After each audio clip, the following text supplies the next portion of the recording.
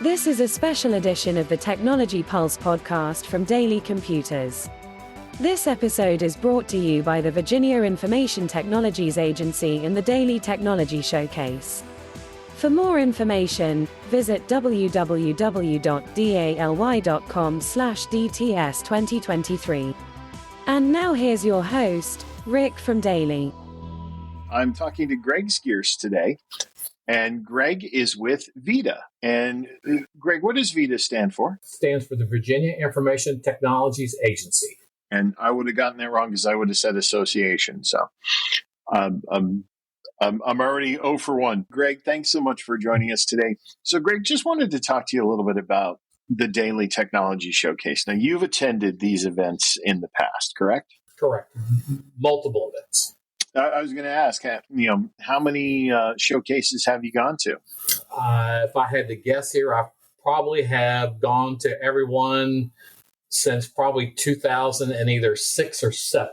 And I only missed the ones for COVID that I can remember. Oh, excellent.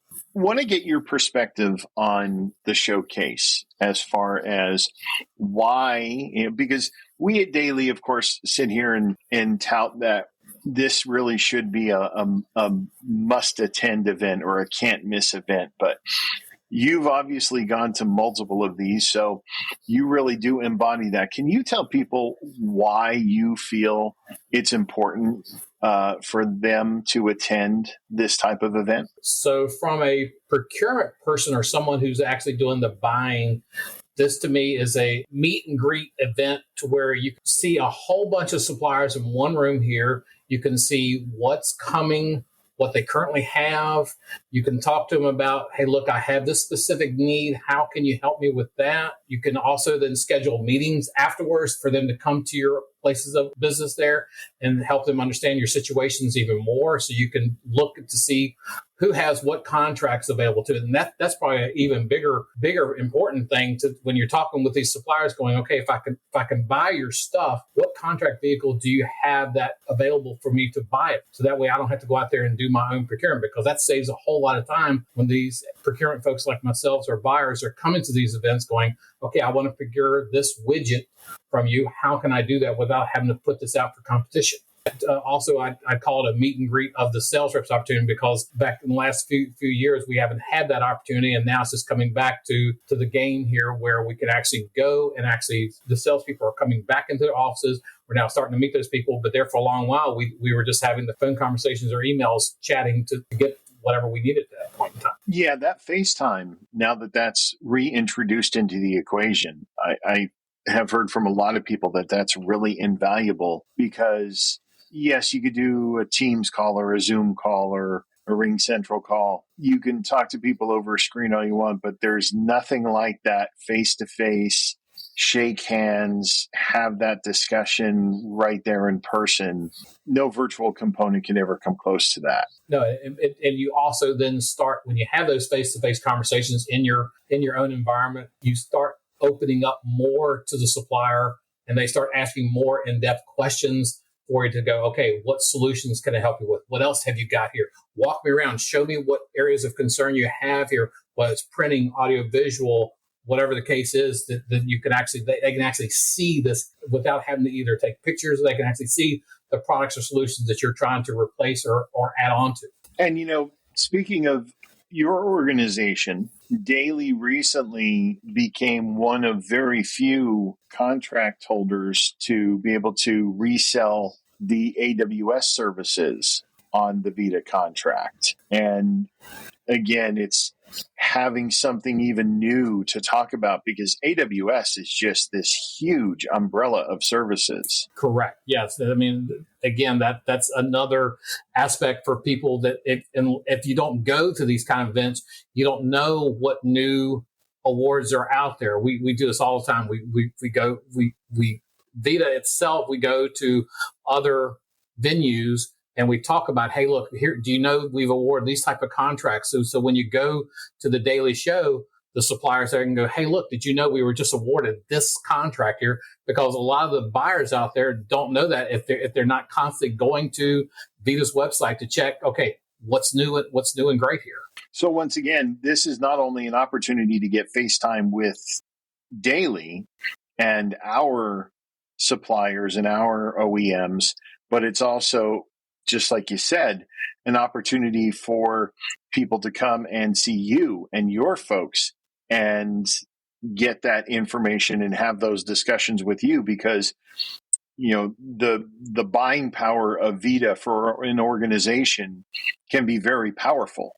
Correct. Yeah. I mean, when we have these contracts like this, it's open to all public bodies. So therefore, the discounts can greatly be affected by the localities or higher education or whoever's coming to these shows here, when they know going, hey, look, I've got this massive buying power here. I've got the best discount possible by going to DALY, seeing who's got these new contracts from the negotiation that we did, because we know that there's no one else that they can do this. So therefore, we have a in-depth analysis of the contract before awarding here. We know what the potential spend's going to be, and therefore we're able to pass on those savings to the customers at the end of the day. Right. And we love the collaboration and the partnership that we have with VITA, because just like you said, it's really opening those doors. It's bringing this contract vehicle, and it's not just for Virginia. That's one of the things that we made very clear, particularly when it came to AWS. It's open to public bodies. So, we have customers and prospective customers all around where we can sit there and say, look, we can have this discussion with you. We have a contract vehicle for you. We can certainly help you get the best pricing that you could possibly get. Correct. Yeah. We don't limit our contracts are not limited to just the Commonwealth of Virginia here. We have Washington, D.C. using our contracts on a regular basis, Maryland, West Virginia. So there multiple states are always using our contracts. So therefore, that just makes the buying power even greater and the discount possibly even better for everybody. All right. So I'm going to switch gears a little bit. I'm going to talk about specifically this year's show, because I know that you've had a solid history. So this year we are taking the show once again in Richmond, but we're taking it to the Science Museum of Virginia. Is that a facility you've ever visited before? I have. I took my kids there a long time ago. And so let's just talk about that Science Museum atmosphere. I mean, obviously, when you're talking about technology and you're talking about, even the education space, but even the government space, you always talk about, the wonder of technology and how it's evolved. And here we are, we're going to a space that is truly dedicated to that type of message, where again, it's all about the wonder of it, how it's advanced, how amazed can we be by it? What are your thoughts on the location for this year's showcase? I personally think it's a great venue. I just like what you're talking about here, that the technology and science, they go hand in hand. This is showing the kids, hey, look, this is the area you want to go into. The science, do well in math and science, and your potential is great. But with this being at the Science Museum of Virginia there, it kind of goes hand in hand with the technology, with the vendors being able to showcase, and just having that atmosphere of going, this all kind of connects together. Definitely. And then I don't know if you've heard, but we've got a few surprises on the menu for this showcase. Well, I won't say surprises. I'll just say some special events. So we're going to be having a closing ceremony up in the Dome Theater, where we're going to have our own special dome show, where it's going to be one of their immersive 360-degree events where they have the different movies. We're going to take a trip through the galaxy. It's going to be an interactive trip where they're going to turn on the whole planetarium aspect, and they're going to give attendees an opportunity to say where they want to go in the galaxy, and have the Dome Theater then take us there for that immersive type experience. That sounds fun. That will get people to hang around. So let me ask you this. If you had to pick somewhere in the galaxy to go and take that trip there, where do you think you would want to go? not just probably not even really a specific planet, just seeing the Milky Way, or if they have the ability to because you from the movies and this and what I know about these things, a black hole, being able to go inside a black hole, because undoubtedly, if you ever really do that, you probably don't survive it, but somehow seeing what potentially that could look like. I like that idea. I love the idea of just taking a cruise around the Milky Way too, because we've seen pictures, but to actually be able to just sort of fly through it, that to me would be really interesting. So, all right, Greg, if you had one bit of advice for somebody who is maybe a first-time attendee, since, again, you're one of our veterans, what advice would you give them for making the most out of their Daily Technology Showcase experience? And I apologize, you broke up, my headset broke up on that a little bit. Can you repeat the question, please? Oh, nope, not a problem. If you had one piece of advice to give to a first-time attendee, how to make the most of their experience, what would that advice be? Make sure you show up before the event starts. Take your time. Go up to each table, even if it's something that you're going, well, I don't buy those products. Stop and talk to the suppliers. They're there to see everybody, and you might get some ideas going, well, yeah, but we don't buy this type of solution. But now you've given me an idea of maybe this is something we could look at down the future for another solution. Maybe we're going to implement maybe in another year or 2 years. Stop and talk to the suppliers, and then especially the ones that buy these type of commodities on a regular basis. Talk to multiple ones, seeing who's got what.